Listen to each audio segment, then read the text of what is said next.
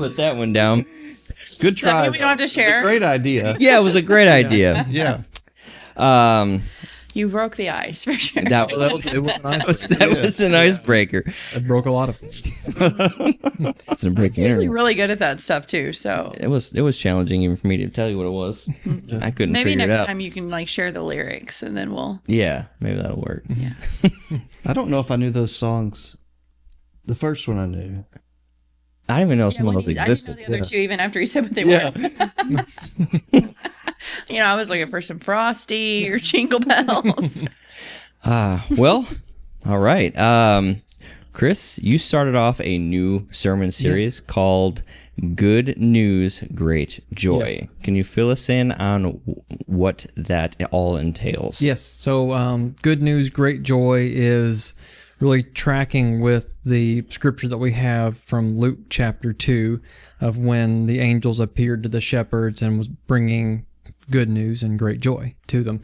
And so we're looking specifically at the good news, great joy that the angels were heralding to the shepherds is really the arrival of Jesus. So we're focused throughout the series on what the arrival of Jesus means for us, and specifically how the arrival of Jesus transforms our daily lives in every way, especially in dark times, unforeseen circumstances, in times where we think that we can't find joy, when we think we're surrounded by bad news. How does the good news, great joy, or the good news of Jesus bring great joy and transform our lives? All right. When I first was going to say it was a tongue twister. Good. I almost want to say great news, great joy, but good news, great joy. No, you mentioned Luke chapter 2. So, first question is, in Luke chapter 2, the angel tells the shepherds, don't be afraid. Why do you think fear is such a common reaction, especially during tough times? And this is for anyone. I think that just the unknown, unfortunately, always brings fear to most people. I don't think we necessarily mean to. It's kind of just like a natural habit that I think that some of us get. But I do feel like as you grow and you really try to stop and pause and pray about situations, that you don't feel fear as much. But I still feel like it does just come. Sometimes it's mostly with the unknown that it brings fear, for me at least. Mm-hmm. There's so many possibilities of when something bad happens, then we start imagining all the possible other things that could go wrong or consequences of this. And so it overwhelms us, or it happens to me anyway. Oh, that's going to happen and that's going to happen. And how am I going to deal with this when that circumstance happens? Sounds like a snowball effect. Yeah. And, perhaps the idea of this, Kind of torture ourselves. of this series is it helps narrow it down that God's going to be with us through all the consequences of, or whatever happens. Mm-hmm. I think with that idea, as you have all those hypotheticals snowballing, we have this need to control everything too, and that always spawns heightened anxiety in us too. And whenever we try to control the uncontrollable, that's where like anxiety rears its head so often. So as all those circumstances and those potential scenarios that Greg was talking about keep spinning in our minds and growing, it's just more evident of what we can't control. And when we dwell on it, anxiety and fear pop up so often. And again, that's part of the series too, of what we really are able to control and what we have to turn over to God. Yeah, you see in Luke chapter 1 when Zechariah was going to do the incense, and the angel of the Lord appeared, and he was stricken with fear as well. So it's always like when the angel of the Lord shows up, when an angel shows up, there's always like you mentioned in the sermon, sometimes or most of the time they're thinking something's about to happen or go down. Yeah, I assume they're all having, I love like Isaiah's lines, woe is me, I'm undone. I mean, it's like that's the feeling that everyone has in those divine encounters. Yeah. I had a pastor friend that said, people talk about, maybe I'd like to see an angel. You probably wouldn't like to see an angel. It scares everyone in the Bible that it happens to. I don't know if you read all the encounters, but most of the time. So that actually, we're talking about anxiety and how our minds start beginning to race, especially what you said in the sermon, with the holidays, our minds start thinking about the multitude of things, and we begin to, and that weighs on us. So how does knowing more about the time and place of Jesus's birth help us understand why it was so significant? I think one thing, I mean, just in general Bible study, it's important to put everything into context and to really understand what was going on in that time, why the text was being written, what's happening in the world, and what really God's trying to speak through the text and through those events and the situations. So I think putting it into context is good, because especially with the Christmas story, it's easy for us to remove ourselves from the context of what was happening in that time. And so it's good to be able to be aware of really what was going on, to not disconnect from it. But then it also, to putting ourselves in that time and place, specific with Israel, with Jesus being the prophesied Messiah that's been talked about throughout the Old Testament, coming from Israel. It's important for us to have that backstory and have that awareness of really how significant that was, not just for the nation of Israel and that area in the Middle East, but also for the entire world. So I think it's just easy for us in general to remove ourselves from the biblical worldview a lot. So I think it's important to really be aware of what was happening in that time, and then what it meant for the entire biblical narrative all the way from the beginning. Okay. And that's his being born in Bethlehem. That's the city of David, which is showing that he's of that royal line that God ordained for the kingdom that would never end, and Jesus would be the king that would take that spot. And the timing of it is you got a terrible time with the Romans occupying Judea at that time, and so it was very highly dramatic. And here you put this baby king into that situation, and I think that's interesting timing. Yeah. Yeah. To kind of caveat off what you guys said. So it's important to help, or it's good probably to have that context, like you said. So what are some, can we get like a lot of commentaries in regards to understanding like the cultural aspects of things, or should we focus more on like, okay, Jesus came for this reason, so now it's a better understanding of why this time? What are some resources that maybe a new reader could look at, or maybe even a veteran reader could look at? Well, if you're wanting to look beyond Scripture, but I think the Gospels themselves do a decent job about framing what was going on in that time, especially when they're talking about the Roman rule of the time, and then Herod. The Gospel writers address parts of that, and then a decent study Bible is going to go and give a little bit more background into those. Is just a starting point. Like if you have a study Bible, just reading the footnotes would give you a bit of that background. And there's obviously other resources if you want to deep dive a bit more, but I think just reading the Gospels through the entire narrative and just seeing what the Gospel authors recorded as a starting point, and then take a next step into a decent study Bible and just reading the footnotes and reading the background of the book is a starting point. I'm say, because even in Luke 3, he breaks it down right there of who is ruling over even some rulers that may not be in the scene, but he gave some political figures there. You also said in the sermon that Joseph doesn't seem to get much attention in the Christmas story. Why do we think that is? He's a pivotal character in this story, and there's not a lot of information about him other than he is from the line of David, and he had a son that technically wasn't his. I think he was probably the guy picking hard to identify Christmas songs for everybody. They just didn't want Yeah, probably. That's what he was. That guy. He was that guy. Well, Jesus is the star of this, and then Mary.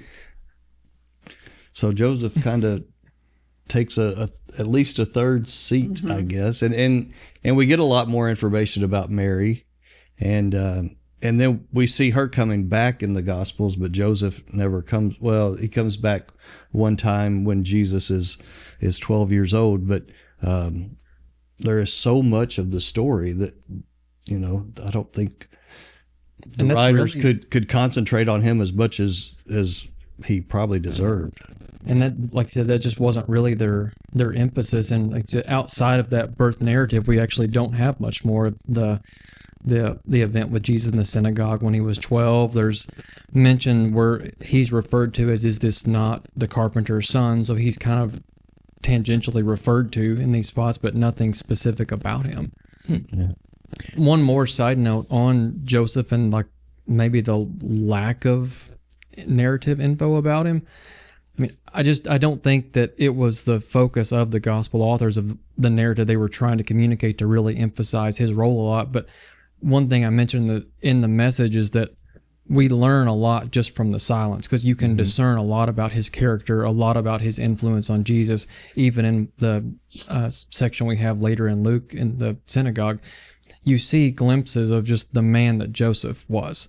And so I think that there's a lot, and that this ties into your first question of, maybe not the first question, an early question of understanding the context and being aware of it. I think that the earliest readers had that understanding of really reading into a bit more of Joseph's role in the narrative, even though it's not explicit. Yeah, actually, well, that actually kind of goes into this next question of when Joseph first heard about Mary's pregnancy in Matthew 1:18 through 25. There wasn't a lot of light shed on his emotions, more of like he had choices, and you talked about the third way, in which I have a question later on for that. But so what emotions do you think he might have felt? And I know you shed a little bit of light on it during the sermon. Like he probably felt, oh no, like my wife to be, this isn't my child. He's having all these anxious thoughts going through his head. But what other emotions do you think he might have had? I mean, naturally, I would think he may feel betrayed or confused, maybe even angry. I mean, it doesn't really talk about like their conversations with each other where Mary explained, what's going on or whatever. But I mean, I would imagine that he would be a little bewildered by what is going on and not really understanding. It would be interesting, like you said, we're not told about the conversations, but just like he's thinking when he decides to move forward with life and he's subjecting himself to ridicule and shame amongst the community, what are people going to think when he tries to explain what's going on? Same as like, what is he thinking when Mary's trying to explain did she even explain that to him? Yeah, you gullible fool, why are you believing this story? Right. It had to be hard when he went back to work the next day to try to explain explain this. Yeah. And I'm sure the guys didn't believe him. Yeah.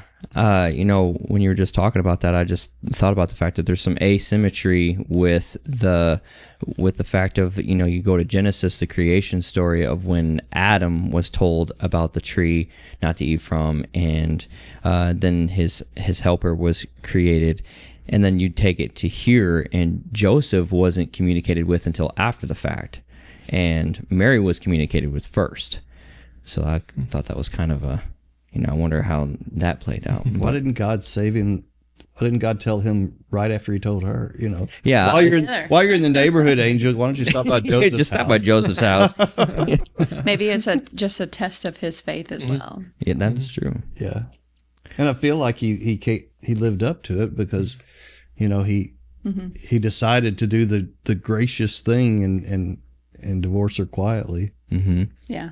Yep. That actually goes with, Joseph thought about divorcing Mary quietly.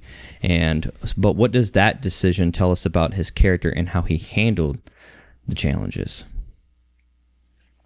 Well, I mean, like Chris said in the sermon, I feel like he did have that option, but he chose, if he were going to do that, he would do it quietly because he didn't want to disgrace her character, her image in any way, if possible. So I feel like that shows him still to be an honorable man, even in a very difficult situation, to not want to put that extra attention on her because she would have been stoned. And he didn't want that to happen. So. And at that point, his assumption is still that she had betrayed him. Yeah. And so, I mean, he's taking that road of grace and forgiveness in light of that situation, which is a huge deal, I think. Yeah. I think also too in that moment, like it shows that he really loved her and didn't want nothing to happen to her, So he had to come to that terms, but then we see that he didn't actually do that. So I mean, it's an example for us, because if anyone had a reason to want bad for her, he did, and yet he was gracious and loving in that situation. And we always feel justified when we feel like someone wrongs us, and well, they deserve what I give back to them, and maybe we should be more like Joseph. yeah, absolutely. The Bible describes Joseph as a just man. What do you think that means, and how do you see it in his actions? I know we covered he didn't do the divorce, and he didn't publicly come out and say, she did this or that, and even though he didn't have the evidence to say that, but yeah. So how do you see that he is a just man, and what does that mean? Because I know you said that in the sermon as well. I just feel like it shows that he still showed love. Like he was still loving in such a difficult situation. That was the emotion overall, that he still chose to not just, make it harder for her. And I think that's an act of love, and that's what God wants us to do first for others. So even though, he thought she betrayed him, he still was loving towards her. Just like what Pastor Greg, you said, in those moments, if I put myself there, my emotions would have been totally different. I would have been way different in handling a situation, probably the worst out of all of it, but he handled it in a much different way. And especially with, he was a Jew, and he was following, he was brought up in the Jewish law too. So he probably had that sense of, I am bound by this law to do things too, so he was probably being split in two, as opposed to me, which I don't have that law. I wasn't brought up in that law. I would have just reacted based on emotion. Yeah. So, I wonder if in God's choosing both Mary and Joseph, because when he chose them and when he communicated with them and said, "This is my plan," they both just obeyed the plan. Mm-hmm. And, I feel like that was part of God's choosing, was that I'm going to choose these good and faithful and loving, gracious people as part of my plan. But I'm sure, we know Mary and I'm sure Joseph too, neither probably felt up to the challenge. But God saw in them something that he knew he saw that faith that they had, and he knew that they would be the people that would obey him and make this plan work. Yeah, it really took both of them, right? For the plan and the upbringing and protection of Jesus, and getting him to a place where he needed to be in ministry. He really needed both. Yeah. Mm-hmm.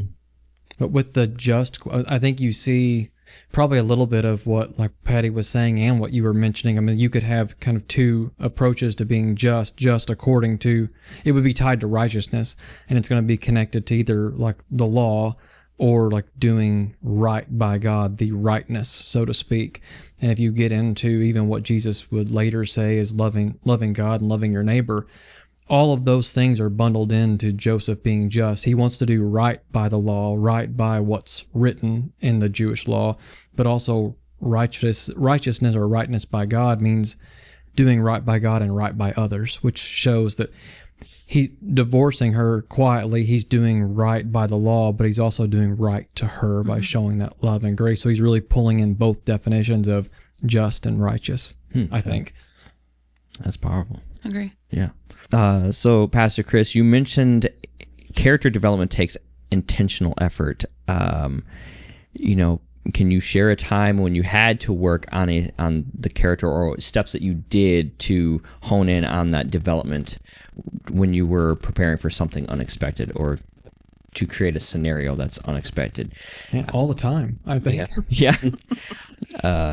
I think, like, I didn't cite anything specific in the message, but I always come to, whenever I think about questions like that, just me being a husband and a father, because there's always those times. Now, I've had situations at work and throughout, like, all walks of life that I've messed up and realized I should have been better, but the glaring ones that seem like burned into my memory or either involve me being like a husband or a dad. Mm-hmm. So, I mean, I think that there's been times that I know that the situation seemed a little bit crazy that I should have reacted pretty poorly, but I was able to be pretty calm and collected. So I think that character preparation leading up to that, of just trying to focus on being, say, patient with my kids whenever they're getting on my nerves, not listening to me, not doing what I'm wanting them to do, but trying to pull back, be patient, understand things the way they understand them in the small moments, whether it be like just not picking up toys, or I don't know what else. That's what pops in, or like right now, not picking up your 52 pairs of shoes that are laying around the house. Trying to be patient and understanding in those situations really prepare you for, they kind of shape your character and prepare you for when the bigger things happen. Yeah. Just basically just having those daily reflections, at the end of the day, cycle through, was I a good steward at work, or was I a good husband? Was I a good father? And then have an honest answer, and if you weren't, identify what it was that you failed at, and then you can just based on that, come to what I need to do better next time. Right. Very true. So yeah, if you're able to steward over a little, you're able to steward over a lot. And I think it's easy for us to write off those small, seemingly insignificant moments as a friend, boss, husband, coworker, dad, whatever it is, when we just have a little moment of like someone annoys you and you kind of snip at them a little bit. We kind of write it off saying, well, that's not a big deal. But those little moments are like kind of the training ground that if you can't maintain control and patience and reflect a godly character in those little seemingly insignificant ones, you're not going to be able to handle it in the big ones either. I think that idea of being honest with yourself too. It's like, okay, I see where I messed up there, or where I fell short. And instead of glossing it over, taking a moment and saying, okay, God, you and I both see where this is where we need to work on something. Yeah. Yeah, you and I spoke before a little bit about this, that even like serving could be to the capacity of me just being there, just in the parent model aspect of it. It doesn't have to be this grandish, I need to go do this, that, this, and the other. It could just be in that moment, raising my kid up the best I can, as a Christian father, and that resonated with me. And I've always held like, how can I be a better father, and always reflect at the end of the day. I wish not all the time I reflect at the end of the day, but when I'm thinking about it, and I, like you said, Greg, don't gloss over it. Yeah. Because I had that habit of always like, oh yeah, everything was fine. But no, if I really break it down, it wasn't. Like, who am I affecting by my choices? Or, is he seeing this the way I'm seeing it, or vice versa? Yeah. But, so, that kind of, I hurt my ankle a while back. It was last year, and I was talking with Paul, and I told him, there's a silver lining to my ankle hurt. And this kind of goes in this question of the idea of a third way is fascinating. And can you explain what it means and how it applies to decision making? Because in that moment, I immediately thought, when you said that, I was like, I said to Paul, there's a silver lining to everything. I think that God gives us a silver lining. We just have to like reflect on it and figure out what it was. Because I spent a lot of time away from my home playing all kinds of sports, and then when I hurt myself, I was homebound now. So I think it was God's way of saying, hey, you've been gone for quite a while. You need to be at home now. So can you explain what it means and how it applies to decision making? We often have this dualistic view we just want to see things in a dualistic fashion. Black, white, good, bad, yes, no. When in actuality, there's so much gray area in life and decision making in general. And I think that when we import that predisposition to dualism into our own thinking, we neglect to see all the other possible options that we have in life. We encounter a situation and we immediately think, it must be this or that. And then we just get so, and maybe we go on the endless run of hypotheticals saying, well, if it's that, then it's got to be this and this and this. And then it's never ending. And we get so stuck in either dwelling on the past or pondering what this situation, what it appears to be now, that we miss the fact that maybe God's doing something that we don't have any clue about. So really, that idea of the third way is one, to promote that God's always doing something. He may be doing something that you have no idea about, that you might not have ever even fathomed before. But it's also an attempt to try to get us out of that dualistic thinking, to maybe when you hit a situation that has you just completely been out of shape over whatever you think's going on, as bad as it might be, try to step out of it and try to be open and try to be seeking to see what might God be doing here. Yeah, and having that mentality also helps you keep the forefront of God's will is churning, It helps you keep your mind on, that there is something that's happening. Yeah. My son had a bad concussion. He had a headache for a long, long, long time. And, you say, well, way one is God just heals the headache and he's okay. And way two is he continues the headache, which is not what I want. But then the third thing that came out of that was the character that my son developed through that terrible hardship, and the way he learned to cope with a difficult thing. To me, that's what I get out of the third way is God had something so much bigger than headache or not headache, that we never would have imagined. But he knew what he was doing. Yeah. That's the thing I hope to somewhat convey, is that, I don't think that God gave your son the headache. Right. I mean, he can, and he might, but I think that there are a lot of things like that happen as a result of the decisions we make in the world we live in, but God uses them all for his plan, and he took that and found that third way to use it for his benefit and the benefit of his plan. Yeah. So speaking about this third way, so how can we train ourselves to think about this third option? And is there always a third option? I mean, could it just be, no, you hurt your leg and that's what it is? In Job, at one point, he says, the Lord gives and the Lord takes away. Blessed be the name of the Lord. And what I take from that is, Job just suffered terrible loss of his children dying and of his health. And yet he said, even though it seems like this is going very badly for me, which it was, I'm still going to trust God, even though I don't know how this is going to turn out. I may live, I may die, I don't know, but I'm still going to trust God. And I think it's a submission to God's will and God's love and God's knowing that in God's time, he's going to answer the prayer correctly, whether it's the way I prayed it or not. I think he challenges our faith that way, to say, you got to trust me in spite of whether I answer the prayer the way you want or not. I also think that pointing out the third way also, for me, really just made me think about the third way is also always including him in your decision. So when you think it's this or that, you need to stop always and include him in all of it. And I feel like sometimes we just don't do that very well.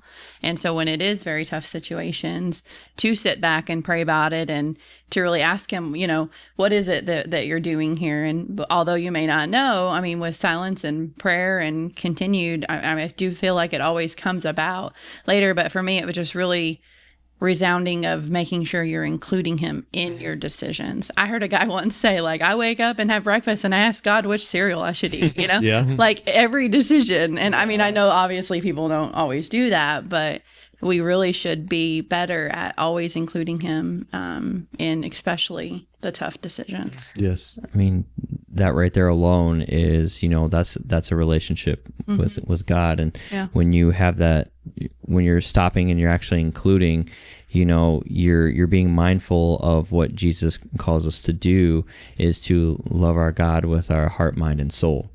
And, when you're constantly thinking about the kingdom and thinking about God, that third option is becoming your first option, I do think it to your question of is there a third way, or is my ankle just hurt? Yeah. I think it's a mix of both. And I think it goes to what Greg and Patty both said, Greg's talking about Job and always looking to him regardless of what the outcome's going to be, regardless of how he answers the prayer, when and what that looks like. And then what Patty said, always including God in that and letting him be active in the seeking, active in the decision making, and really pulling yourself back to look for that. Like, yeah, maybe you just hurt your ankle. Maybe God didn't plan for you to hurt you. He knew it would get hurt, Yeah. but it wasn't this divine twist of faith. It's like, oh, I'm going to make Mike break his ankle today. Right, It's going to right. be, maybe he can do that. But I do think no matter how trivial the situation might seem, a hurt ankle or a hole in your shirt or something, there's always something that if you really step back and do like what you guys said, that God can show you out of it. And it might be a small character development. It might be a huge one. It might be an impact that you never saw coming if you take the time to really say, hey, what does this mean for me? What do you want me to take away from it? How can I grow from this? Yeah.